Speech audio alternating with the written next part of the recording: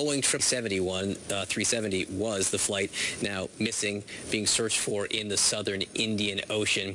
And again, Atika, you are based in London. You see what's going on in Europe. So much conflict right now in that region between Ukraine and Russia. The U.S. just intensifying sanctions over the last several days.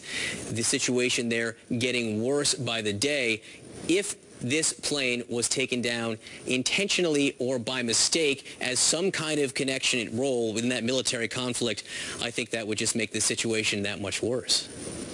Of course, it would completely inflame the situation. And you have to realize that what's been happening over the last few months, of course, is this intensifying of violence there. I was in the area of Donetsk. This is one of the areas where the plane is believed to have actually crashed. And this is an area that is constantly being contested by by separatists who want to join Russia and by the Ukrainian forces who are trying to maintain control. The airport has been a huge part of that conflict as they try and battle for control of the airport. So flying into there was often actually suspended. But as far as I know, commercial airliners didn't have a problem flying over that area. And again, they were flying at altitudes that really wouldn't have been affected by the conflict. But having said that, Ukrainian security official just yesterday, in fact, alleged that the Russian government had shot down one of its Ukrainian fighter jet in the area. Now, when we hear that kind of an allegation and then a day later find out that a plane apparently has gone down in that area, well, it raises a lot of questions as to what might have happened and is it related to the conflict ongoing. Let me bring people up to speed, Atika, on what we do know so far. Thanks so much. We have been told now by Malaysia Airlines, and they have put out a tweet. They say they have lost contact with MH Flight 17. That is a flight between Amsterdam and Kuala Lumpur. Let me just read that for you. Malaysia Airlines has lost contact of MH17 from Amsterdam. The last known position was over Ukrainian airspace.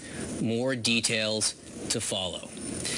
That, again, at least is confirmation from Malaysia Airlines that they have received no communications from this flight now in some time. It also gives a sense of the geography that we have been talking about in Ukraine. We believe it's eastern Ukraine, near the Russian border. And it's on that strip between Amsterdam and Kuala Lumpur where the flight was going. I want to bring in Chad Myers right now to discuss this flight path. Chad, give me a sense of how this thing was going and where it was headed.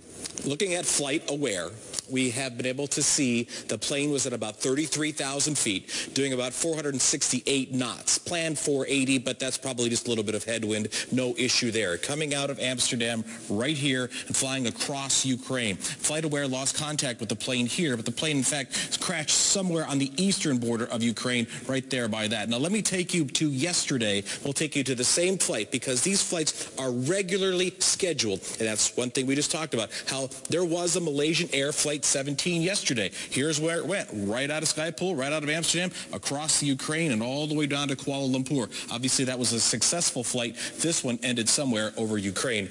We had a little, I've seen some pictures, at least some smoke of the pictures of this aircraft. It doesn't look like there's going to be a lot left of that aircraft with the smoke that came out of some of those the videos that we're now seeing here.